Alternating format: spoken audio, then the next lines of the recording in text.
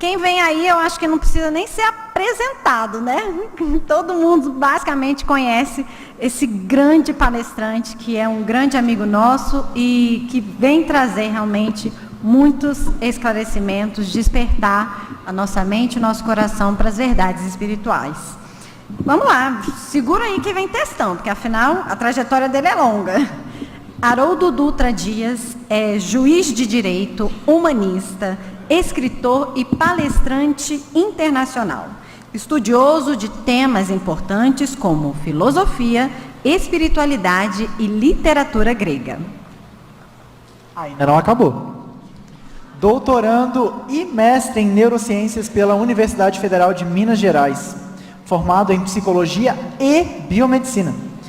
É articulista e autor de diversas obras. É o tradutor da obra Novo Testamento, editado no Brasil pela FEB, autor dos livros Apocalipse, o Evangelho de João, Despertar, A Bússola e o Leme, entre outros. Haroldo, pode vir ao palco. Cadê você? A gente quer te ver.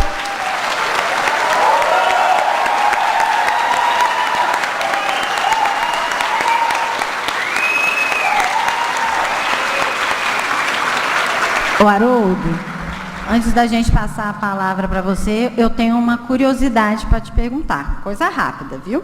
Afinal, esse congresso espírita aqui do DF, ele está marcando esse nosso retorno pós-pandemia. E a gente gostaria de saber de você qual foi o grande desafio no período da pandemia. Qual foi o seu maior desafio? Foi assistir as pessoas adoecendo emocionalmente, se desesperando, mas principalmente ver muitos irmãos e irmãs espíritas perdendo a confiança em Deus. Obrigada, Haroldo, é com você agora. Vamos lá, eu te pergunto, são chegados os tempos, né? Minhas amigas, meus amigos queridos, eu quero começar agradecendo a FEDEF, a pessoa do Paulo, mas também de toda a diretoria, de todos os colaboradores, das pessoas que estão devotadamente aqui, trabalhando incansavelmente, para que esse evento pudesse voltar a acontecer na forma presencial. Eu quero também agradecer e cumprimentar os amigas e amigos expositores, né? Eu vou começar pelo meu irmãozinho Saulo, meu irmão querido, divide comigo tanta coisa. A minha irmã Ana, que eu estava morrendo de saudade dela. O Adeilson, esse coração dedicado à juventude, a gente precisa tanto disso. E o nosso irmão mais velho, Alberto Almeida, já ficou tarde, ele foi descansar porque já está mais tarde para ele, né? Nosso irmãozinho mais velho. E dizer da minha alegria de voltar a Brasília e poder compartilhar esse tema com todos, conduzir uma reflexão. Eu até gostaria que a roda não tivesse sido desfeita, para que a gente pudesse seguir conversando. E eu quero começar fazendo uma pergunta. Quem aqui tem menos de uma semana de espiritismo? Ninguém. Quem aqui nunca ouviu falar na obra A Gênese? Não tem. Quem aqui nunca leu o último capítulo do livro A Gênese? Você pode falar, não tem problema. Ok. É só para a gente ter uma ideia. O tema de hoje, ele se inspira, inclusive, no título do último capítulo do livro A Gênese, de Kardec. E é por isso que eu estou fazendo essa pergunta. Muito do que nós vamos trazer à reflexão foi extraído dessa obra, especialmente desse capítulo. E por isso que eu queria fazer esse levantamento, para que a gente não Não fique trazendo sempre as mesmas abordagens, as mesmas perspectivas. Basicamente, eu gostaria de conduzir o nosso raciocínio por a seguinte linha. Há uma semana atrás, um jovem me procurou e disse assim: Haroldo, eu estou começando na doutrina, por onde que você me aconselha a começar? E eu falei: pelo fim, pelo final. Claro que ele ficou com a cara, você está fazendo piada comigo, né? Eu falei: começa pelo mundo celeste. Começa pelos espíritos puros. Questão 112 de O Livro dos Espíritos. Por quê?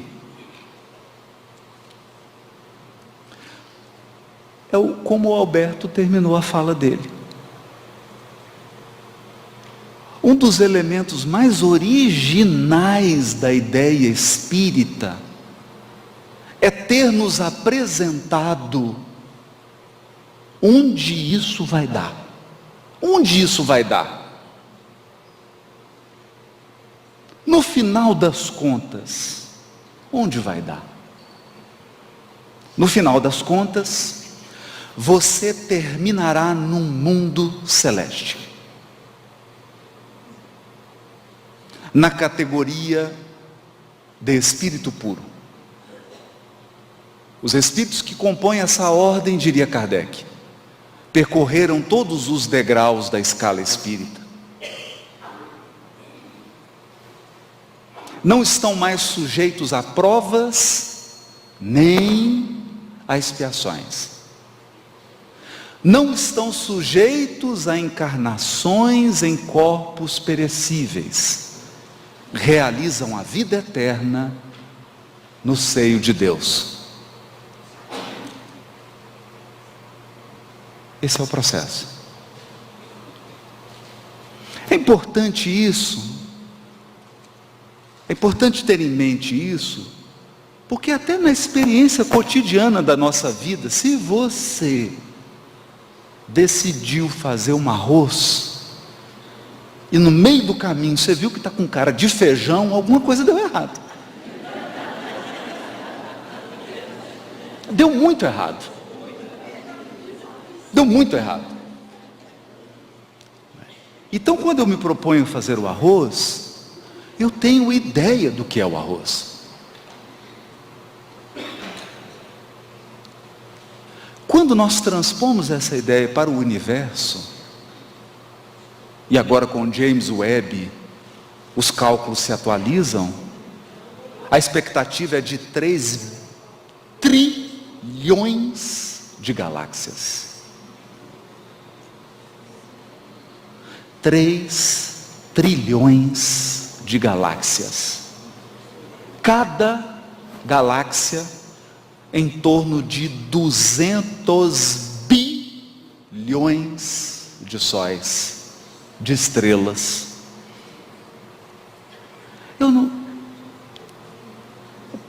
É trilhão, um negócio difícil de entender, né?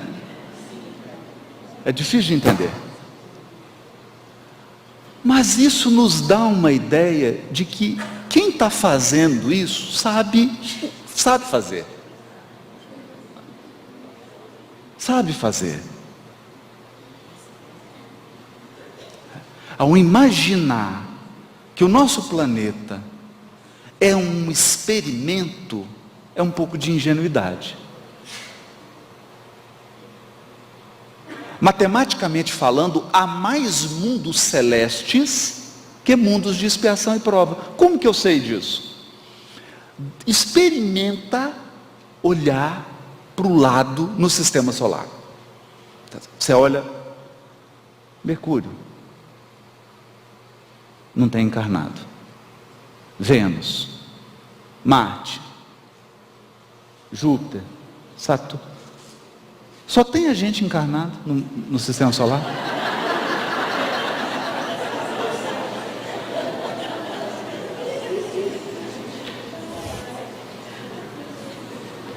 O único planeta que está na fase de expiação e prova no sistema solar é o nosso.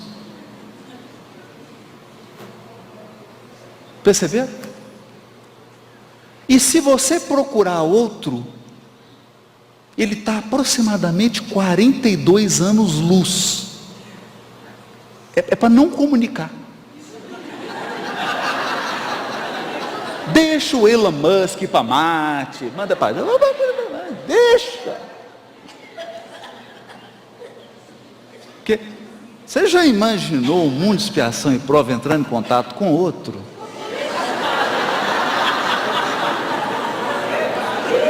Não vai dar certo. Eu gosto do Milor Fernandes, que ele diz assim: a prova de que existe vida inteligente fora da Terra é que ninguém tentou se comunicar conosco.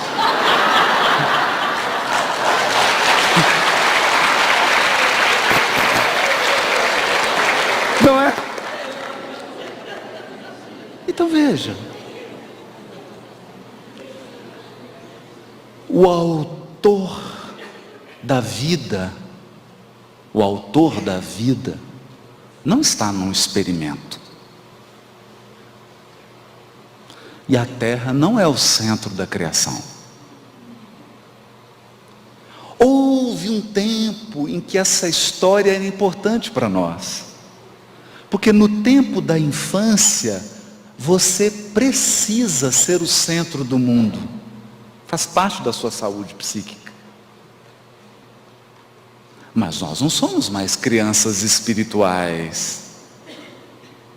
Ser o centro do universo agora não é saudável para nós. Então, eu quero começar pelo fim. E há uma poesia do Adelino da Fontoura Chaves, Antologia dos Imortais. Ele diz assim: fui átomo vibrando entre as forças do espaço, devorando amplidões em longa e ansiosa espera. Partícula pousei, encarcerado eu era, infusório do mar, em montões de sargaço. Por séculos fui planta em movimento escasso, sofri no inverno rude e amei na primavera. Depois fui animal e no instinto da fera achei a inteligência e avancei passo a passo. Guardei por muito tempo a expressão dos gorilas, pondo mais fé nas mãos e mais luz nas pupilas, a lutar e chorar para então compreendê-las. Agora me que sou pelo foro divino, vivo de corpo em corpo, a forjar o destino que me leve a transpor o clarão das estrelas. É isso.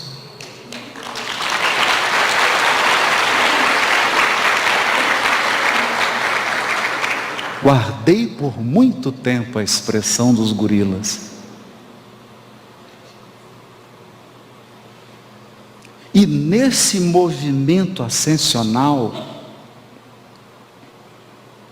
nesse movimento gravitacional,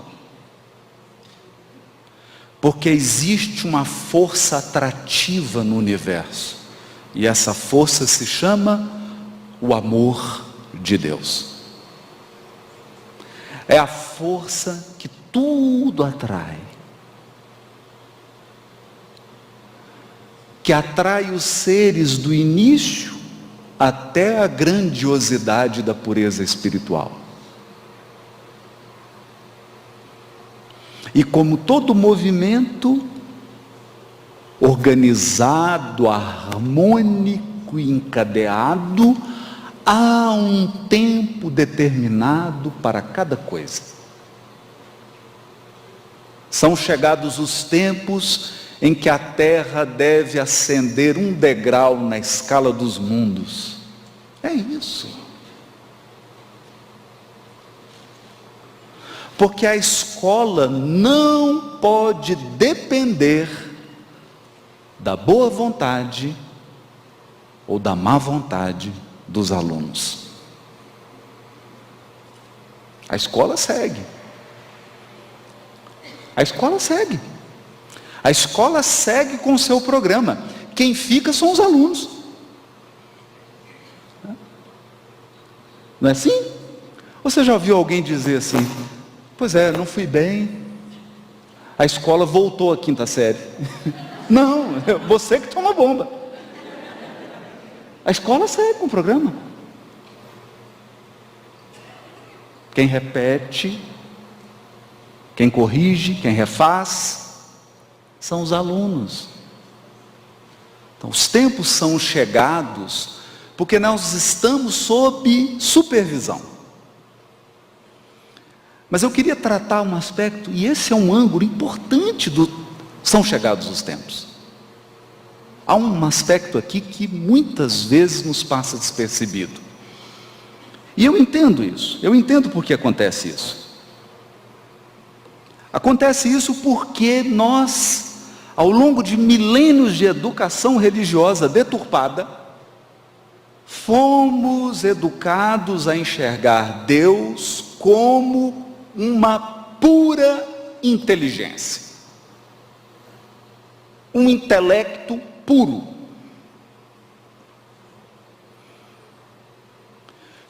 Ao visualizar o Criador como simplesmente inteligência suprema, surgem dúvidas que não têm razão de ser, mas elas surgem. Por exemplo, por que haveria Deus de se importar com os mínimos detalhes da minha vida?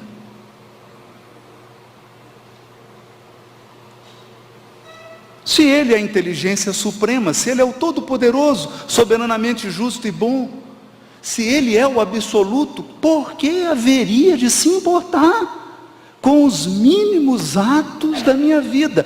E é exatamente essa pergunta que está no capítulo 2 do livro A Gênese, item a providência. Kardec começa dizendo: muitos indagam, sendo Deus o Todo-Poderoso, por que se importaria com os mínimos atos da nossa vida?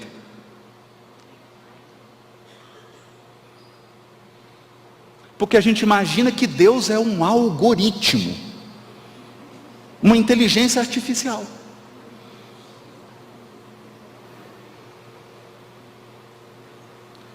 Só faltou uma parte. Deus é a inteligência suprema, não há dúvida. Não há dúvida. Deus é a causa primária de todas as coisas, não há dúvida. E raramente é dado à criatura penetrar no campo das causas. Emmanuel.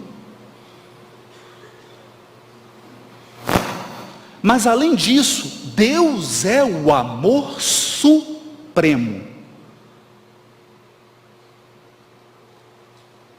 Deus é o amor supremo da criação. O amor infinito. Bom, se Deus é o amor infinito, faz sentido perguntar ao amor por que ele se importa com o ser amado? Faz sentido essa pergunta? Faz sentido? Isso é pergunta de quem não é mãe. Já viu uma mãe não se importar com o filho?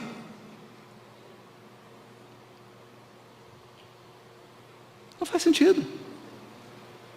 Quem ama sente alegria em saber o máximo do amado. É do amor. Então, nós precisamos conjugar na nossa compreensão de Deus e na compreensão do que estamos vivendo agora. Se você acredita que existe uma inteligência suprema artificial, um algoritmo coordenando a transição planetária, você está errado. É como diz o professor, 10 pela criatividade. Eu te dou nota máxima pela criatividade, mas você está errado. O universo não é dirigido por um algoritmo. O universo é dirigido pelo amor supremo. E quem nos conta isso é Maria Dolores. Maria Dolores, no Cantiga da Esperança. Eu vou ler o poema todo, mas o que nos interessa é o último verso. Alma querida, por mais que o mundo te atormente, a fé é simples e boa. Por mais te lance gelo na alma crente, na sombra que atraiçoa, alma sincera, escuta, sofre, tolera, aprende, aperfeiçoa, porque de esfera a esfera, ninguém consegue a palma da vitória sem apoio na luta. Espera, que a esperança é a luz do mundo, oculta maravilha, que em toda parte se revela e brilha para a glória do amor. À noite espera o dia, a flor, o fruto, o espinho, a rosa, o mármore, o buril, o próprio solo bruto, espera o lavrador, armado de atenção, arado e zelo.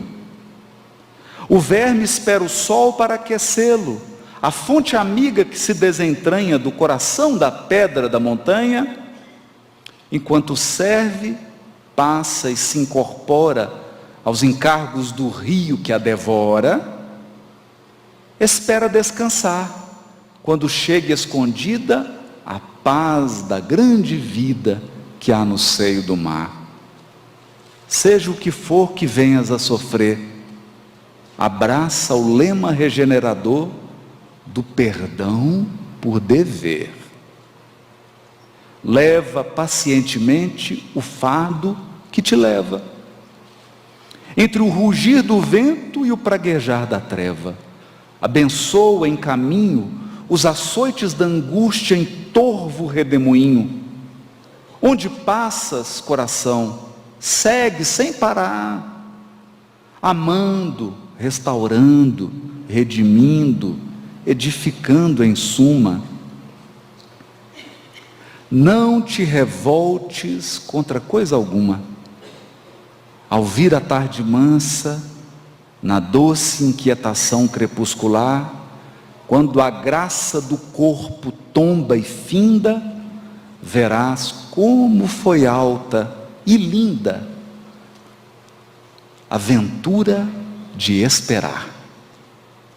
E enquanto a noite avança para dar-te as visões de uma alvorada nova, nas asas da esperança, bendirás a amargura, a dor e a prova, agradecendo à terra a bênção de entendê-las. Subirás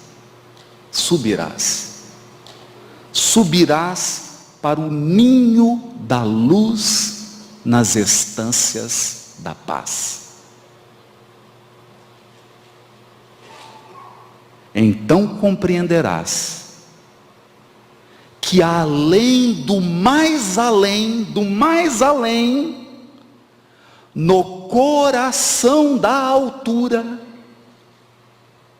Deus trabalha, Deus sonha, Deus procura, Deus espera também.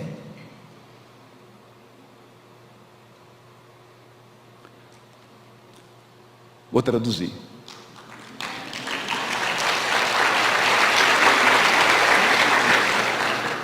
Quando você subir para o ninho de luz nas instâncias de paz, vai perceber que onde Deus mora, e nós estamos falando de vibração, é um coração.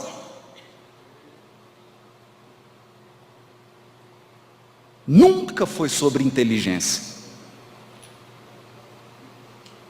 no coração da altura, Deus espera por você, por mim.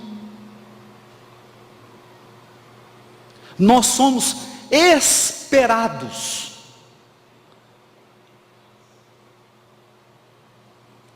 Esperados. Por isso que os tempos são chegados. Deus estabelece tempos, porque Ele não fica a esperar indefinidamente.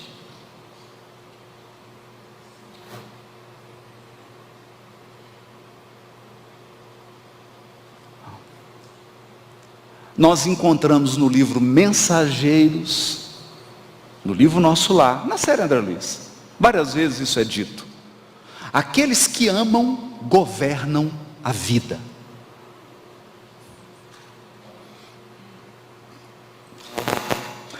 Enquanto nos mundos de expiação e prova, em que o mal predomina e domina, os critérios para conferir poder são outros. Nas instâncias de paz, no ninho de luz das instâncias de paz, o critério para conceder poder é amor. Quem mais ama, mais governa.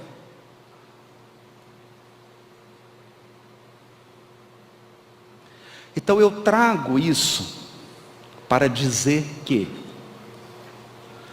não há nenhum tecnocrata conduzindo a transição planetária. Não há nenhum algoritmo conduzindo a transição planetária. Quem conduz a transição planetária é o amor supremo. E os colaboradores do Supremo Amor são aqueles que mais amam.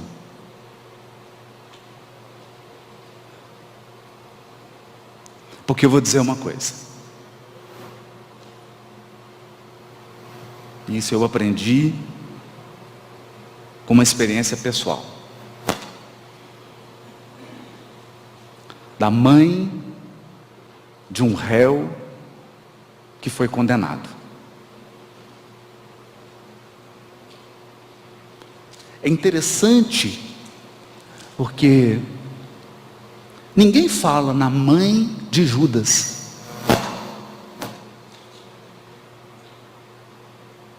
Ninguém fala na mãe de Hitler. Ninguém fala na mãe da fera, só da Bela. Você pode pegar o seu Instagram aí. Todas as belas estão com suas mães. As feras sempre estão sozinhas. Fera não posta mãe. Mas tem. Mas tem. Para cada inteligência diabólica tem um coração de mãe divino.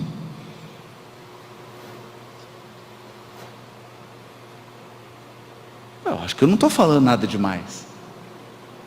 É só você abrir o livro Libertação. Para cada Gregório tem uma Matilde.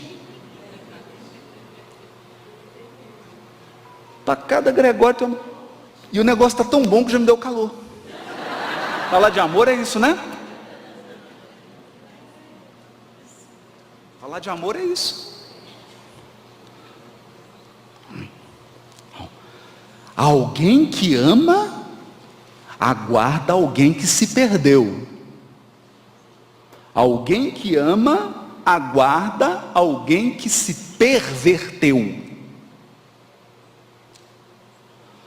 Alguém que ama, aguarda alguém que se bestializou.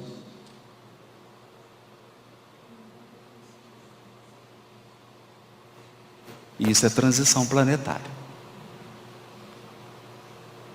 Então é fácil trazermos raciocínios,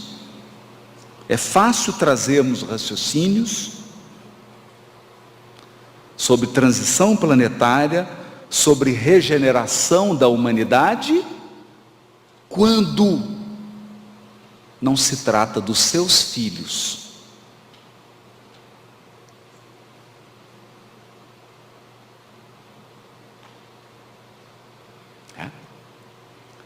Quem tem mais de um filho aqui, sabe o que eu estou falando. Você que é pai ou mãe de mais de um filho, já viu eles brigando?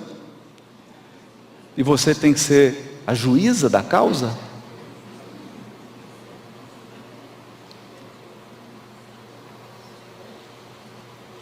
Para Deus, todas as causas são entre filhos dele. Por isso que é fácil. É fácil você atirar a pedra no Caim. Ele não é seu filho. Ele é seu irmão. Não é? Tem coisa melhor do que azucrinar um irmão? Não é?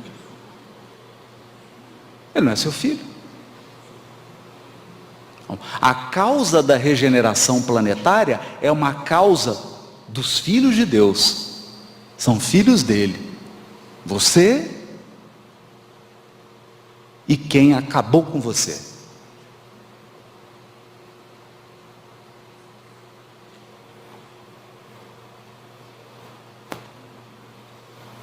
Esse é o problema. Mas, como a Ana já deu spoiler, o amor é criativo. Amor é criativo. Amor é criativo. O amor é tão criativo que você fala assim: fulano assassinou ciclano. E agora? Vai ser assassinado. Isso é coisa de algoritmo. ChatGPT. Como é que resgata homicídio? Pode, digita aí. Ele vai responder: sendo assassinado. É? Aí você fala assim: ó, como é que resgata homicídio? Recebendo o assassinado como filho. Casando com o assassinado.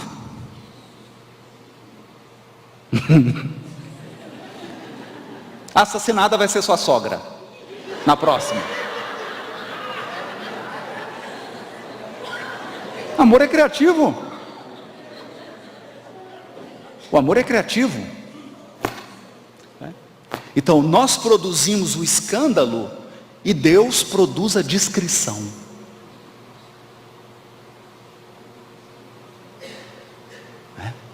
Deus produz a discrição.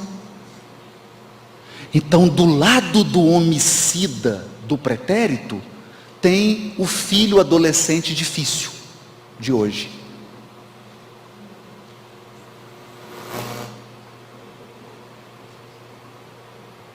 E isso é justiça restaurativa. Você tirou a vida, agora você deu a vida. Você tirou tudo dele, agora você tem que dar tudo. Não vai sobrar um centavo. Você vai ter que comprar café expresso. Ainda mais no aeroporto, né? Você fala assim: quanto que é o café expresso? R$10. Você fala: não, eu só queria um. É um café. Pois é 10. Aí você fala: não dá. Tem que pagar a escola dos meninos.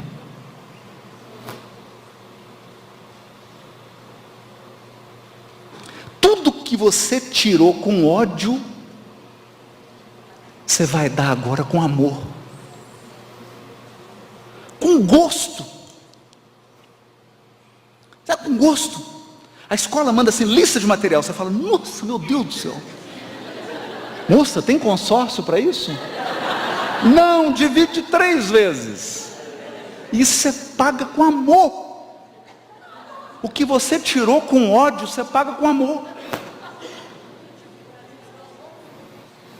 E antes era fácil, porque antes era assim: infância, adolescência, 18, 19, seguia a vida. Agora, sai de casa com 30.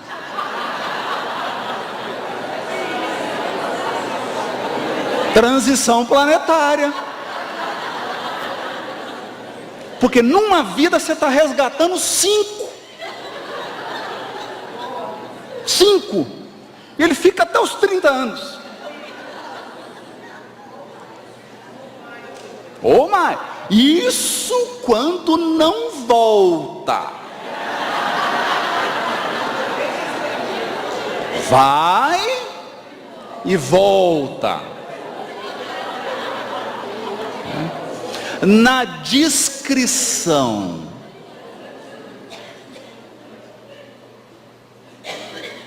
No abrigo dos lares humanos, a justiça divina se faz sem alarde. Sem alarde.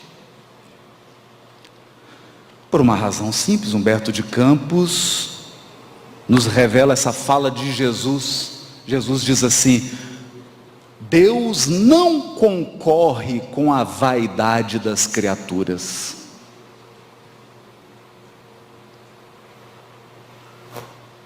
Tem concorrência. Não, gente. Aqui vai uma dica sobre os tempos são chegados. Poderia ser mais rápido? Poderia. Poderia. Vai sozinho. Você quer viajar rápido? Vai só. Vai só. Eu vou pagar para você uma viagem. Você vai, o avião é só você vai ter que pilotar. Hotel 5 estrelas, mas não tem ninguém. Você vai ficar lá um mês sozinho. Perceber? Então, se você quer ir junto, é mais demorado. É mais demorado, claro. É mais demorado. Viajar junto é mais demorado. A viagem do mundo de expiação e prova para o mundo de regeneração é uma viagem que nós estamos juntos. Aí tem um que fica. Tem um que esqueceu a necessaire. Aí você traz a pasta de dente. Uma para você. Aí ele usa metade da sua. E viajar junto. Todos devemos chegar bem.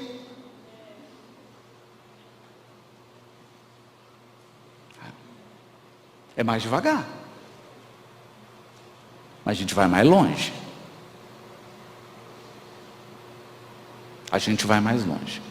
Agora, você que é muito autossuficiente, que tem gente que é assim, não gosto de depender dos outros. Não gosto. Não gosto. Sou uma pessoa muito autônoma, eu gosto de resolver minhas coisas.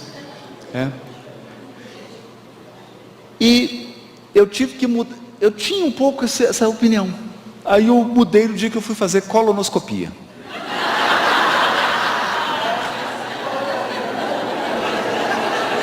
E aí, a senhora, boazinha, estava deitada assim, só com aquela camisolinha, e ela falou assim: nós vamos te dar uma coisinha para você dormir. Eu falei: meu Deus. E eu que achei que eu era autônomo, autossuficiente.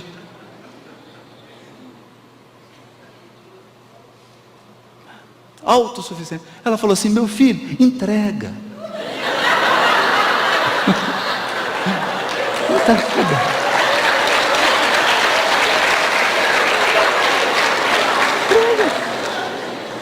Perceberam? Então, não tem jeito. Não tem jeito de você ser por você o tempo todo. Você não vai resolver tudo. Só você. Isso é ilusão. Isso é ilusão. Essa é ilusão. Eu nunca vi um dentista fazer canal em si mesmo. Agora vou fazer um canal em mim aqui.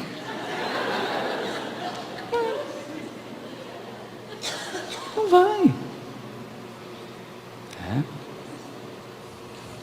Então, acredite, tem um sentido em irmos juntos.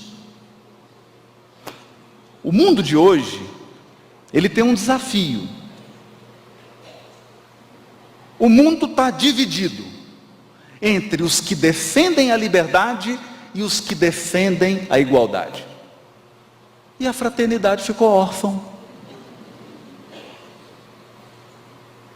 Ficou órfã. Ficou órfão. Mas na criação não. Na criação, o reloginho sumiu. Ou estão me dando mais tempo, ou perderam o controle do negócio. Que é um perigo. É um perigo organização e evento espírita perder relógio, porque o expositor fala pelos cotovelos. Então, os tempos são chegados. Os tempos são chegados. Então, os mundos são solidários. O que isso significa? Sorte minha, sorte sua, nossos irmãos mais velhos virão.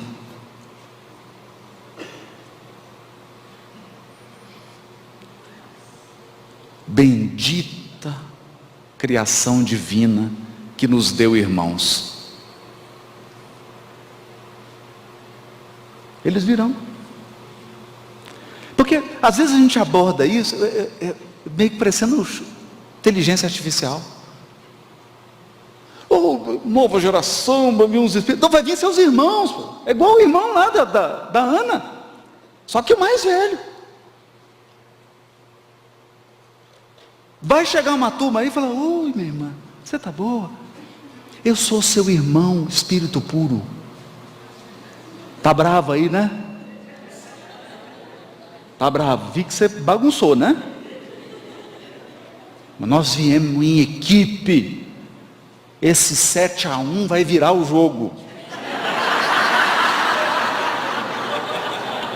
Vai girar. Tamo junto. Nossos irmãos mais velhos. Porque um bem velho veio. E a gente viu do que ele é capaz. Esses irmãos mais velhos não são brincadeira. Eles amam tanta gente que até morre em cruz por causa da gente. Vocês acreditam nisso? Eles virão. Eles virão. Limpar a nossa bagunça. Nos ajudar a organizar nossa mente, organizar nosso coração, porque quando você está em crise, você cola no problema. Não existe diferença entre você e o problema. O problema é você e você é o problema.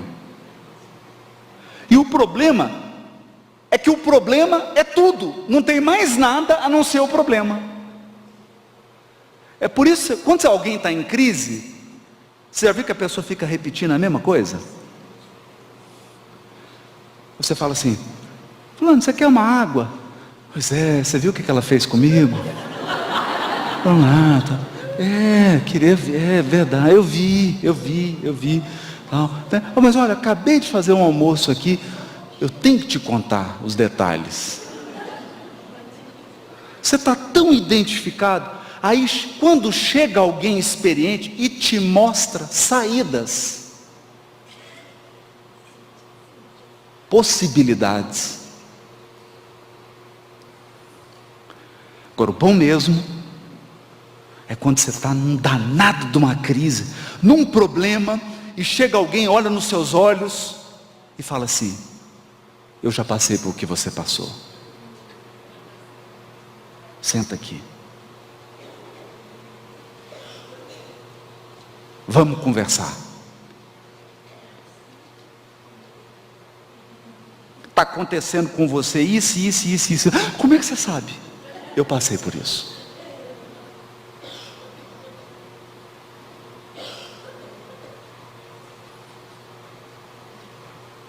Eu também já passei por isso. Ou como diz o Clarence para o André Luiz: acalma, meu irmão. Nós também já perambulamos nos abismos dos quais saíste.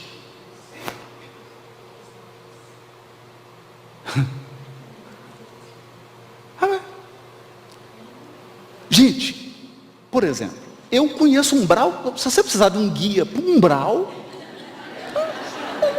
é aqui. Aonde tem Coca-Cola? Aqui. Onde que tem? Um umbral na palma da mão. Quem já perambulou pelo umbral, anda tranquilo. Anda tranquilo. Esse é o irmão mais velho.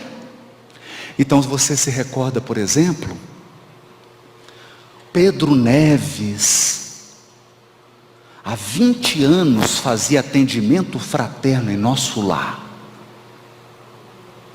Pedro Neves entrou em crise, porque a filha dele encarnada estava com metástase, e o genro já estava com uma nova esposa, dentro de casa, antes da filha dele desencarnar. É um sujeito mais apressado, né? O Pedro Neves controlou. E aí os amigos espirituais foram levar o Pedro Neves para fazer um encontro com o genro, numa casa de prostituição. Chegou lá, estava o genro do Pedro Neves, cercado de irmãs carinhosas. O Pedro Neves desgarrou e começou a socar o genro. 20 anos de atendimento fraterno foram por água abaixo. Mas socava o genro. Aí, naquela boate, saiu uma senhora,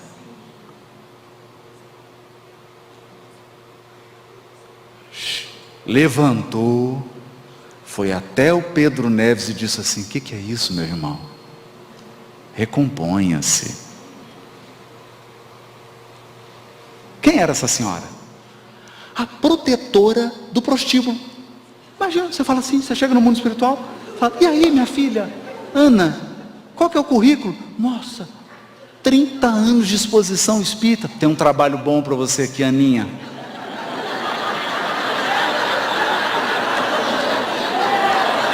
Trabalho bom. A filha,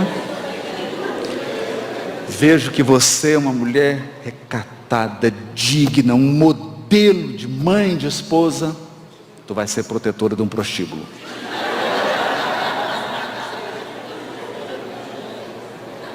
Vai guiar nossas irmãs mais novas, nossas filhas pródigas, que se perderam, e vai trazê-las.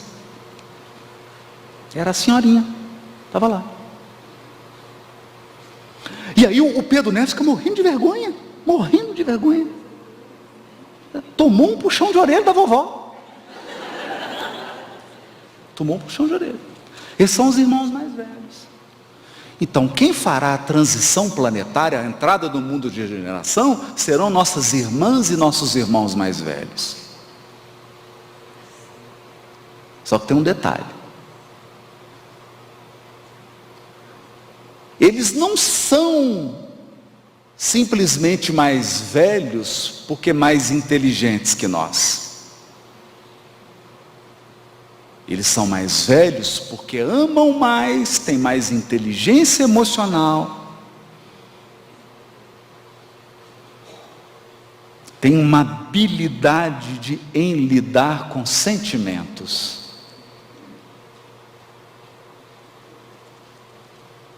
E virão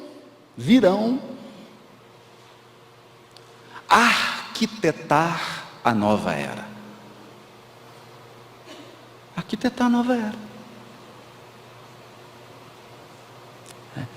São chegados os tempos. Mas, se o trabalho de construção da nova era depende em grande parte, eu não vou mentir, depende em grande parte dos irmãos mais velhos que chegarão. Por exemplo, na obra da Ivone Pereira, está lá dito expressamente, ela conversou com Vitor Hugo, né? Ele falou, virei minha irmã, vou vir, e vou trazer Beethoven, Chopin, vou trazer todo mundo, vai ser um arraso. Imagina essa turma juntas, acabou nossa carreira de expositor.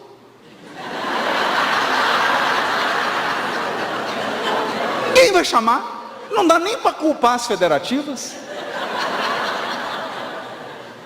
Você que lá tocava uma musiquinha, um violãozinho, mais ou menos, no centro, chega lá o Beethoven.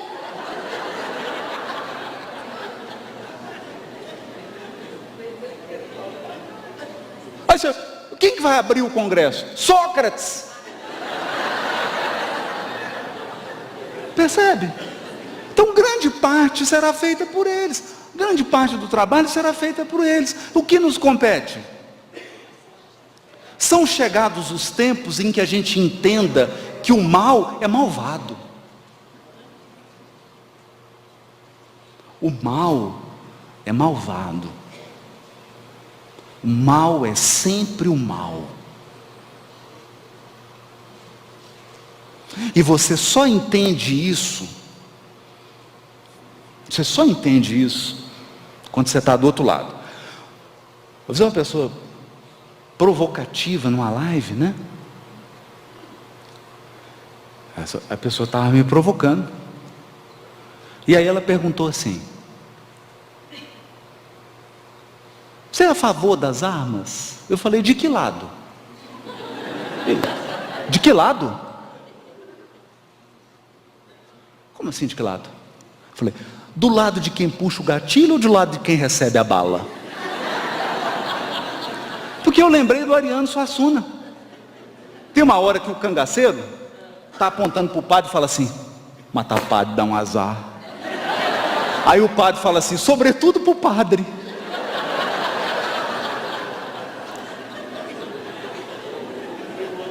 Você entende a força do mal? Quando essa força se volta contra você.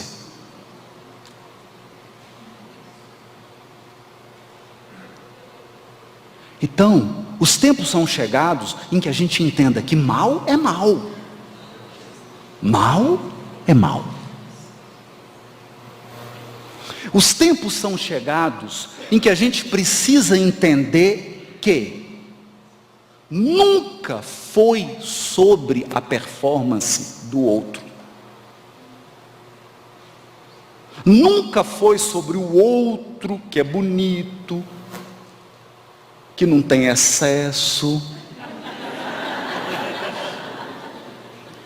que fala bem, que nunca foi sobre o outro. Como até, né? Saulo. É sempre sobre você e Deus. É sempre sobre como você recolhe e contabiliza as bênçãos.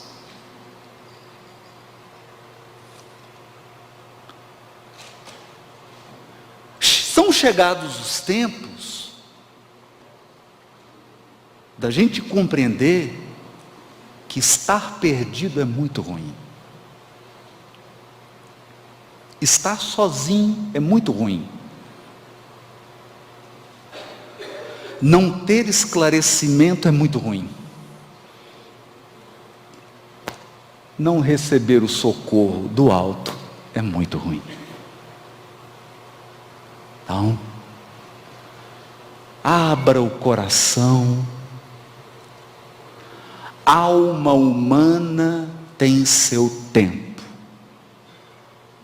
Cada alma humana tem seu tempo. são chegados os tempos da terra. E cada um será tratado segundo as suas necessidades, segundo o que precisa.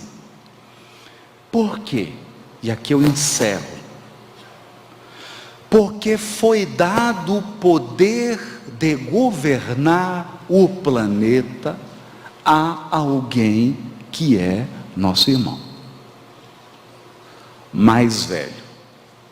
E no discurso de posse dele, ele disse assim: nenhuma das ovelhas que o Pai me confiou se perderá. Muito obrigado.